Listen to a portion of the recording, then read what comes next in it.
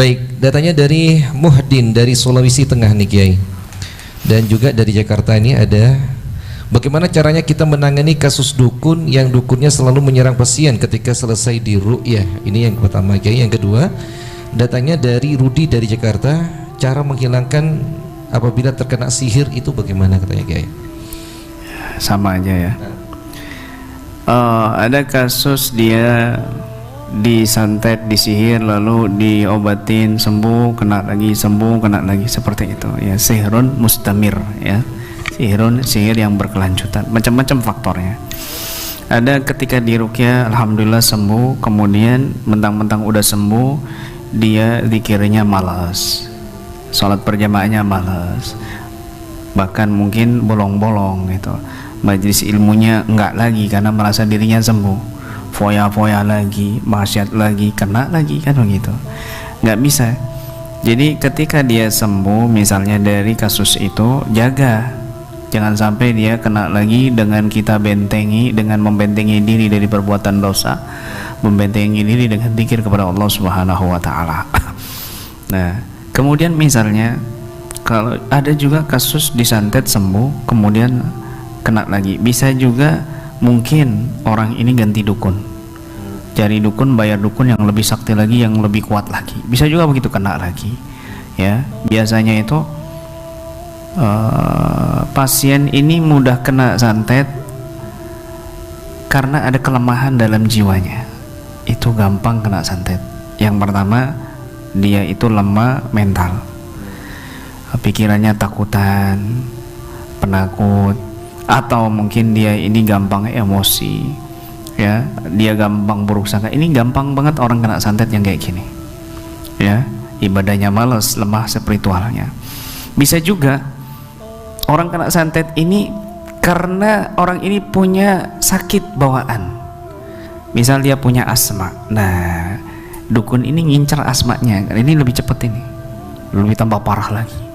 Oh, dia punya penyakit liver sebelumnya, ini dukun lebih gampang lagi nyantet karena dia punya penyakit bawaan. Oh, dia punya penyakit lambung, ini lebih gampang lagi disantet ya. Kenapa? Karena dukun itu ngincar kelemahannya, sakitnya itu, sehingga lebih cepat lagi, dan ini sulit disembuhkan. Sembuh sakit lagi, sembuh sakit lagi. Kenapa? Karena ada penyakit bawaan, ada penyakit medis bawaan. Nah gitu. Jadi dua-duanya harus kita tangani. Medisnya kita tangani secara medis alami, kemudian juga non medisnya kita tangani secara ruqyah gitu. Jadi harus berkombinasi dua-duanya gitu. Baik. Nah, alhamdulillah Ahina Muhdin dan juga Ardi dari Jakarta sudah terjawab semua jawabannya. Dan kita angkat kembali pertanyaan berikutnya.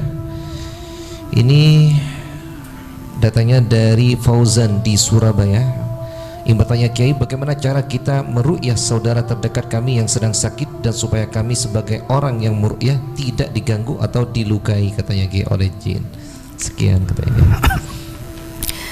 Iya, kita konfirmasi dulu. Kalau dia mau diruqyah, kita dapat izin, ya silakan kita ruqyah. Kalau nggak dapat izin, jangan sekali-kali memaksa. Nggak boleh dalam kabar ini memaksa orang untuk diruqyah. Kalau dia nggak mau, ya biarkan. Jangan dipaksa, ayo saya ruqyah, dikejar-kejar, ayo saya ruqyah, misalnya enggak, sampai dia mau. Jangan, ini pemaksaan ya, la ikraha fiddin. Kemudian juga kalau nggak diganggu, biar nggak kita diganggu, dibalas sama jinnya, sama dukunnya, maka kita rajin-rajin berzikir dan membentengi diri kita dan juga keluarga kita dengan zikir-zikir dari ulama, baik itu Ratibul Haddad, Wirdul Latif, baca surat Al-Baqarah, baca surat Yasin dan sebagainya, atau membaca wirid sakron untuk pembentengan diri dan keluarga begitu. Wallahu a'lam. Masya Allah, masih banyak sekali lagi, masih banyak pertanyaan datanya dari Muhammad Rudi dari Jakarta lagi nih, Kiai. Cara agar kita tahu kalau terkena sihir itu bagaimana, katanya, Kiai. Terus juga ada pertanyaan dari hamba Allah di Probolinggo. Apabila sukma itu bisa dipindah dulu, katanya, Kiai, sempat berobat ke seseorang atau orang pintar, katanya, Kiai, sukmanya sudah pindah ke tempat jauh. Apa benar demikian, sukma bisa dipindah, katanya? Jika benar, bagaimana solusinya, katanya, Kiai? Iya. Pertanyaan pertama tadi? Iya. indikasi cara mengetahui orang ini ada gangguan sihir misalnya ya. Sekali lagi kita tidak bisa memastikan ini orang kena sihir, ini orang ada khodam, enggak. Apa yang kita katakan di channel-channel dan sebagainya ini hanya hipotesis. Kita tidak meyakininya, begitu ya. Tidak meyakinkan memvonis dia begini-begini. Kita ngikutin aja. Itu alur mereka, alur pasien. Lalu kita kasih arahan setelah itu. Maka kita nggak bisa memastikan orang ini ada sihir nggak, tapi kita menggunakan indikator-indikatornya. Sebagaimana dokter memiliki indikasi-indikasi, maka kita melihat mendiagnosa dari indikasi yang dominan. Nah, orang kena santet, matanya begini, rambutnya gampang rontok, kepalanya begini, keningnya begini, tangannya begini, kakinya begini, kalau tidur begini, kalau sekadar kondisi sadar begini, itu ada ratusan tanda. Cuma kita menyimpulkan menjadi 4 gejala. Dan ini sekali lagi donia, hipotesis kalau bahasa kampusnya ya, mengambil hasil diagnosa yang lebih dominan, gejala yang lebih dominan. Ada beberapa gejala ya, jika ada salah satu dari gejala ini, maka indikasi orang ini terkena gangguan gaib, bisa ain, sihir, ada khodam, jin suka atau jin keturunan atau jin tumbal dan lain sebagainya. Yang pertama, terhalangnya kehidupan, ekonominya sulit dia bekerja, sulit dia berusaha, rugi terus, nggak ada untung-untungnya, dan ini terjadi berkali-kali ya, terjadi berkali-kali. Tapi jangan suudzon juga sama warung makan yang misalnya sepi atau warung makan yang misalnya rame, jangan suudzon ya. Bisa juga kasus yang pernah sering kita ceritakan, rumah makannya rame, yang sebelahnya sepi, ternyata yang rame ini sering bersolawat, bikin tehnya solawat, ngaduk makannya bersolawat semuanya, ternyata yang sebelahnya di sini menggunakan ilmu hitam, akhirnya dikonter dengan para santri yang jualan di situ dengan baca solawat, rame, yang menggunakan tumbal sepi.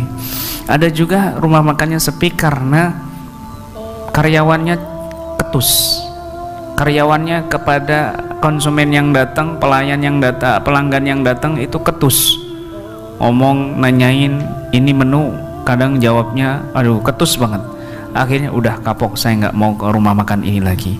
Akhirnya lama kelamaan rumah makannya sepi gara-gara orang ini yang jutek, yang punya rumah makan nggak tahu. Ada juga sepi karena lokasinya kurang strategis ya, luas tapi kurang strategis, pintunya gerbangnya cuma satu, ini ketutup pagar yang di dalam penuh, terus ini banyak pohon-pohon rindang, nah plakatnya, balehonya tertutup pohon, terus gambarnya tidak menarik, gambarnya seperti galeri, jadi orang kadang-kadang ke situ, ini rumah makan apa galeri kan begitu. Nah, dibongkar itu temboknya, jadi luas kelihatan dari jalan raya, kemudian pintu bangku-bangku makannya, meja makannya taruh di depan, plakatnya diganti banner yang lebih luas, lebih menarik, gambar menu-menu favorit di situ. Ini akan menarik gitu. Jadi kadang-kadang strateginya yang tempatnya kurang strategi, tapi dibilangnya ada gangguan, ketutup, ditutup sama pesaing dan lain sebagainya ya. Jangan seperti itu. Yang kedua, gejala yang kedua, sakit yang tidak wajar, sakitnya aneh, ini dan itu ya, ini sering kita saksikan. Ketiga, mental yang tidak wajar ya, mudah emosi, mudah lupa, kemudian juga tersinggungan, mudah marah ya. Yang keempat, mimpi buruk. Ini 4 gejala ini jika ada salah satunya, maka indikasi orang ini kena gangguan gaib, mau itu sihir, ain atau sebagainya. Ini sekali lagi ini hanya hipotesis, bukan kepastian. Wallahu a'lam. Nah, oke. Yang kedua tadi tentang datanya dari hamba Allah di Purbalingga ketika sukma, iya, itu bisa pindah, bagaimana katanya? Sukma apa bisa keluar atau bisa pindah ke satu tempat? Bisa ya. Sekali lagi sukma itu bisa keluar dan bisa pindah. Sukmanya orang ini jauh, nggak bisa ditolong. Ya wallahu a'lam, benar tidaknya sukma ini keluar, wallahu alam, tapi sukma memang benar bisa keluar. Adapun orang mengatakan ini sukmanya keluar, ini bisa benar bisa tidak ya, bisa terjadi bisa tidak, wallahu alam, kita tidak bisa berani memastikan. Tapi kasus sukma keluar memang bisa, memang ada, wallahu alam. Nah, oke. berkaitan tentang masalah ruhul hayah tadi itu kan, dan juga ada ruhul yaqadah katanya Kiai. Ruhul hayah itu kan hanya malaikat Izrail yang bisa mencabutnya. Lantas ruhul yaqadah kemana ke posisinya Kiai? Karena seringkali dukun berkata telah mengikat ruh yang yaqadah. Apa demikian Kiai? Yang dimaksud itu bukan ruhul haya. Kalau misalnya dukun mengatakan benar, memang benar dia misalnya mengatakan ruhnya sudah kuikat ini, ya, ini yang dimaksud bukan ruhnya tapi sukmanya. Kalau ruhnya keluar mati udah pasti.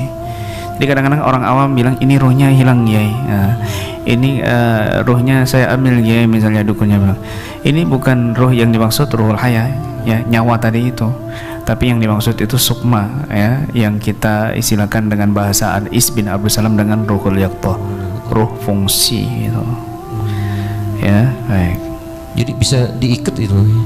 Bisa juga.